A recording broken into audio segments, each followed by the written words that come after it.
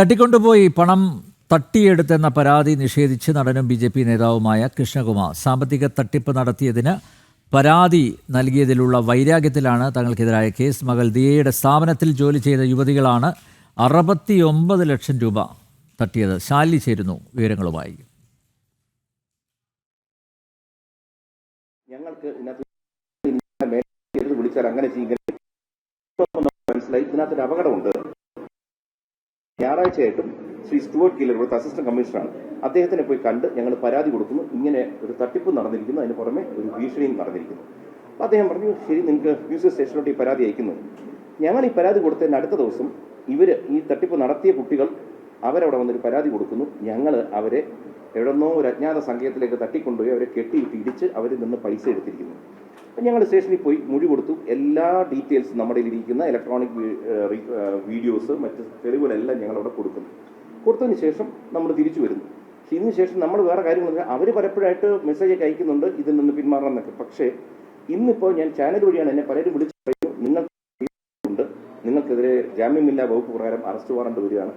ഇതിനിടയ്ക്ക് നമ്മളെന്ത് ചോദിച്ചാൽ നമ്മൾ മുഖ്യമന്ത്രിയുടെ ഓഫീസിനെ സമീപിച്ച് ഞങ്ങൾ ഇതിൻ്റെ രേഖകളെല്ലാം അവിടെ കൊടുത്ത് മെയിൽ അയച്ചിരിക്കുകയാണ്. അവിടെ നിന്ന് വളരെ പോസിറ്റീവായ മറുപടി ഞങ്ങൾക്ക് കിട്ടിയിട്ടുണ്ട്. ഞങ്ങളുടെ വിശ്വാസം മുഖ്യമന്ത്രിയുടെ ഓഫീസ് ഇതിൽ ഉചിതമായ നടപടിയെടുക്കും.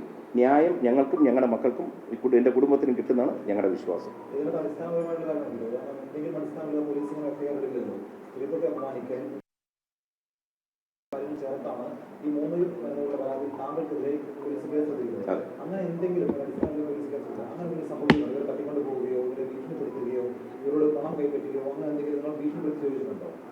ഇപ്പം ഇതിനകത്ത് വിഷയം എന്ന് വെച്ച് കഴിഞ്ഞാൽ, ഇപ്പം നമ്മുടെ പൈസ പോയി എന്ന് പറയുന്നതിനും ഇവരിവിടെ വന്നതിനും പോയതിൻ്റെ എല്ലാത്തിൻ്റെയും ഡിജിറ്റൽ എവിഡൻസ് ഉണ്ട്. വീഡിയോ ചെയ്തത്, ഫോർ എക്സാമ്പിൾ QR കോഡ് മാറ്റി പൈസ എടുക്കുന്നതിൻ്റെ വീഡിയോ ഉണ്ട്, കുറ്റം സമ്മതിക്കുന്നതിൻ്റെ വീഡിയോ ഉണ്ട്, ഇവരിവിടെ ഇരിക്കുന്ന വീഡിയോ ഉണ്ട്, യാത്ര ചെയ്ത് ഇവിടെ വരുന്നത്, ഇവിടെ നിന്ന് പോകുന്നതിൻ്റെ വീഡിയോ ഉണ്ട്. നമുക്ക് കൊടുക്കാവുന്ന മുഴുവൻ തെളിവുകൾ നമ്മൾ കൊടുത്തു. പോലീസ് ബാക്കിയൊന്ന് ശേഖരിച്ചു. അവരുടെ ഭാഗത്തുനിന്ന് ഇതുവരെയും ഒരു തെളിവും അവിടെ കൊടുത്തതായിട്ട് അവരെ കിഡ്നാപ്പ് ചെയ്ത് കൊണ്ടുപോയതോ കെട്ടിയിട്ടതോ അടിച്ചതോ ഇടിച്ചതോ അല്ലെങ്കിൽ ഒരു ചീത്ത വാക്ക് പറയുന്നത് എന്തെങ്കിലും ഒരു വീഡിയോ അവരെ ഷൂട്ട് ചെയ്തിട്ടുണ്ടല്ലോ. അപ്പം ഞാൻ ചോദിക്കുന്നത്, നമുക്കിതിനെ കേസെടുക്കുന്ന അതൊക്കെ പോലീസിന്റെ ഭാഗത്തെ ന്യായമായ കാര്യമാണ്, അവരെടുക്കാം, അവർക്ക് എന്തുകൊണ്ട് ചെയ്യാം. പക്ഷേ ഒരു കൗണ്ടർ കേസും കൂടിയാണ്, അതുകൂടി നിങ്ങൾ ഓർക്കണം. നമ്മൾ പരാതി കൊടുത്തതിന് ശേഷം കൊടുക്കുന്ന ഒരു കൗണ്ടർ കേസാണ്. സാധാരണ കൗണ്ടർ കേസിനെ ഗൗരവത്തിൽ എടുക്കില്ല. അതുകൊണ്ട് ഇപ്പോഴും ഞാൻ പറയുന്നു, പോലീസ് കൃത്യമായി പ്രവർത്തിക്കും. കാരണം പോലീസിന്റെ ഭാഗത്ത് ഒരിക്കലും ഒരു തെറ്റ് ഞാൻ പറയാറില്ല. കാരണം യൂണിഫോം ഇട്ടവർ എപ്പോഴും മാനിച്ചോണം, കാരണം അതൊരു സേനയാണ്. പക്ഷേ പോലീസിനകത്താണ്. ഇപ്പം ഞാൻ സിനിമയിലും രാഷ്ട്രീയത്തിലും പ്രവർത്തിക്കുന്ന ആളാണ്. സിനിമയിലും രാഷ്ട്രീയത്തിലും മോശക്കാർ കാണും എന്ന് വെച്ചാൽ രാഷ്ട്രീയക്കാർ സിനിമക്കാർ മൊത്തം മോശക്കാരാവും ഇല്ല. ഇതേപോലെ പോലീസ് സേന 99% നല്ലവരാണ്. പിന്നെ ചില പുഴുക്കുത്തുകളുണ്ടാവും. ഇതിലേതോ ഒരാളുടെ ഒരു കുബുദ്ധി ഇതിൻ്റെ പിന്നിൽ വർക്ക് ചെയ്യുന്നുണ്ട്. ആരോ ഈ കുട്ടികളുടെ പുറകിലുണ്ട്. കാരണം ഈ കുട്ടികൾക്ക് ഇതിനുള്ള കപ്പാസിറ്റി ഉള്ള കുട്ടികളല്ല. മാത്രവുമല്ല, ഇവളുടെ ഏത് ചടങ്ങുകൾ നിങ്ങൾ നോക്കിയാലും മതി. ഇപ്പോൾ കല്യാണം കഴിഞ്ഞ് ഇവിടെ ഈ ഇൻസ്റ്റയിൽ ഒരു ഇൻഫ്ലുവൻസർ ആയതുകൊണ്ട് എല്ലാ ഫോട്ടോസും വീഡിയോസും വരും. ആ ഫോട്ടോയിൽ മുഴുവൻ ഈ കുട്ടികളാണ് കൂടെ നിൽക്കുന്നത്. ഞാൻ പലപ്പോഴും പറഞ്ഞു, എങ്ങനെയല്ല പോകേണ്ടത്, ഇങ്ങനെയല്ല ശ്രദ്ധിക്കണം, പറ്റത്തുള്ളൂ. ഇല്ല, നമ്മുടെ അനിയത്തിമാരെ പോലെ എൻ്റെ പിള്ളേരാണ് എന്നാണ് ഇവള് പറഞ്ഞുകൊണ്ടിരുന്നത്. ഒരിക്കൽ പോലും ഇവരെ സംശയിച്ചില്ല ഈ പൈസ കുറഞ്ഞപ്പോൾ പോലും.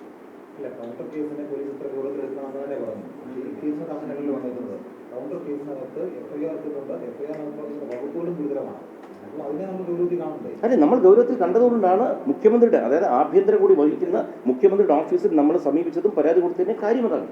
നമുക്കതിനപ്പുറം ചെയ്യാൻ പറ്റില്ല. കാരണം സ്വാഭാവികമായിട്ടും ജാമ്യമില്ലാ വാറണ്ട് ഇടുന്നത് എപ്പോഴാണ്? അവധി ദിവസങ്ങൾ നോക്കിയിടും. അതേപോലെ കരുതി കൂട്ടി തന്നെയാണ് ഇട്ടിരിക്കുന്നത്.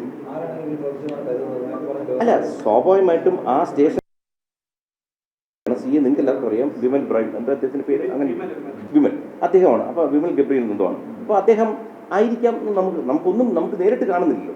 ഞാൻ പോയ ദിവസവും ഒട്ടും സുഖകരമല്ലാത്ത ഭാഷയും ശരീരഭാഷയുമാണ് പുള്ളി സ്വീകരിച്ചത്.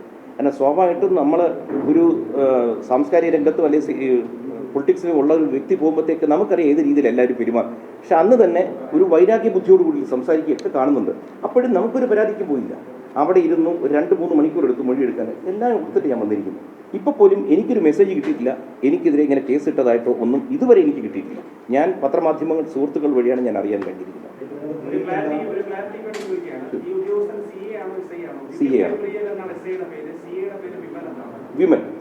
വിമൽ എന്നൊരു മനുഷ്യൻ. ആരാണ് അദ്ദേഹം? അതെ, കുറച്ച് ഉയരം കൂടിയ മനുഷ്യനാണ്. CA.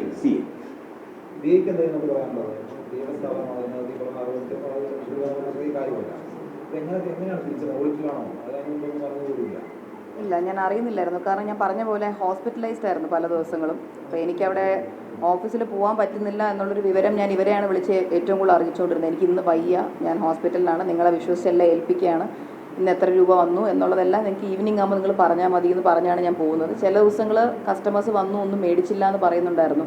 അപ്പോൾ വയ്യാതിരുന്നത് കൊണ്ട് തന്നെ CCTV ഒന്നും ചെക്ക് ചെയ്യാൻ പറ്റുന്നൊരു സിറ്റുവേഷനിലും ആയിരുന്നില്ല ഞാൻ. പിന്നെ അശ്വിന് പറ്റുമ്പോഴൊക്കെ അശ്വിൻ പോകുന്നുണ്ടായിരുന്നു, പക്ഷെ അല്ലാത്തപ്പോൾ അയാൾക്കും അയാളുടെ ജോലിയും കാര്യങ്ങളും തിരക്കുമായിരുന്നു.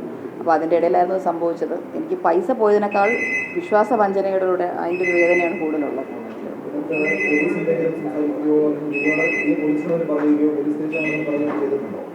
ഞാൻ പേഴ്സണലി പോലീസ് സ്റ്റേഷനിൽ പോയിട്ടില്ല, എനിക്ക് വയ്യായിരുന്നു, പോയില്ല.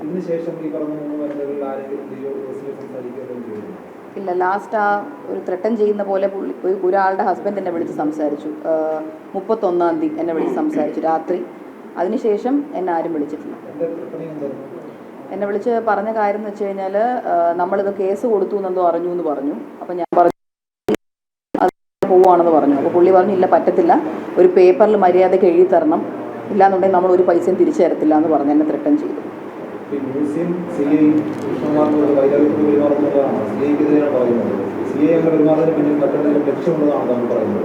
ഇല്ല, നമുക്ക് തെളിവില്ലാത്തൊരു കാര്യമാണ്. നമ്മുടെ ഞാൻ നേരത്തെ തന്നെ പേര് പറഞ്ഞ് തെറ്റിയിട്ടുണ്ടെങ്കിൽ ക്ഷമിക്കുക.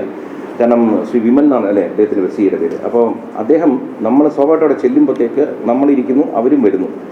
നമുക്കറിയാം ഒരു സാധാരണ പോലീസുകാരൻ നമ്മുടെ ആദ്യമായിട്ടല്ല നമ്മൾ സ്റ്റേഷനിൽ കയറുന്നത്. കാരണം രാഷ്ട്രീയത്തിലും മറ്റും ധാരാളം സ്റ്റേഷനിൽ പോയിട്ടുണ്ട്.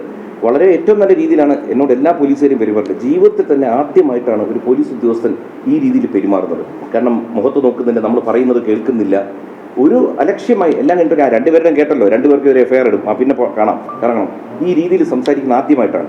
അപ്പോൾ എന്തെങ്കിലും അദ്ദേഹത്തിനും നമ്മുടെ കാരണം ജീവിതത്തിൽ ആദ്യമായിട്ട് കാണുന്ന ഒരാൾക്ക് നമ്മുടെ ഒരു വൈരാഗ്യവും മറ്റും വരണമെന്നില്ല. ഇനി രാഷ്ട്രീയപരമായിട്ടോ വേറെ എന്തെങ്കിലും ബുദ്ധിമുട്ട് പുള്ളിക്കുണ്ടോ എന്നും എനിക്കറിയത്തില്ല. സ്വാഭാവികമായിട്ടും നമ്മളത് കാണാറുണ്ടല്ലോ. കാരണം ഞാനൊരു രാഷ്ട്രീയ പാർട്ടിയിൽ പ്രവർത്തിക്കുന്നു, ചിലപ്പോൾ അദ്ദേഹം വേറൊരു രാഷ്ട്രീയത്തിൽ വിശ്വസിക്കുന്ന ഒരാളോ എന്തെങ്കിലും ഇതിന് മുൻപ് പുള്ളിക്ക് നമ്മളോട് ദേഷ്യം തോന്നിക്കോ നമുക്കറിയത്തില്ല. കാരണം ഒരാൾ ആദ്യമായി കാണുന്ന ഒരാൾ എന്തെങ്കിലും കാണിക്കണമെങ്കിൽ ചിലപ്പോൾ എൻ്റെ ചില കാര്യങ്ങൾ അദ്ദേഹത്തിന് ഇഷ്ടപ്പെടുന്നുണ്ടായിരിക്കില്ല, നമുക്കറിയത്തില്ല. അല്ല, കോടതിയിലോട്ടേ നമുക്ക് പോകാൻ പറ്റൂ. പക്ഷേ ഇന്നിപ്പോൾ നമ്മൾ വിശ്വസിക്കുന്നതെന്ന് വെച്ച് കഴിഞ്ഞാൽ ആഭ്യന്തരം കൈകാര്യം ചെയ്യുന്നതാണ് മുഖ്യമന്ത്രി. അപ്പോൾ അദ്ദേഹത്തിൻ്റെ ഓഫീസിൽ ബന്ധപ്പെട്ടപ്പോൾ അവിടെ നിന്ന് ഏറ്റവും നല്ല രീതിയിലുള്ള ഒരു മറുപടിയാണ് ഞങ്ങൾക്ക് കിട്ടിയിരിക്കുന്നത്. ഞങ്ങൾക്ക് ഏറ്റവും കൂടുതൽ ഇന്ന് വിശ്വാസവും മുഖ്യമന്ത്രിയുടെ ഓഫീസിൽ തന്നെയാണ്. അതുകൊണ്ട് ന്യായമായ ഒരു നടപടി ഉണ്ടാകും.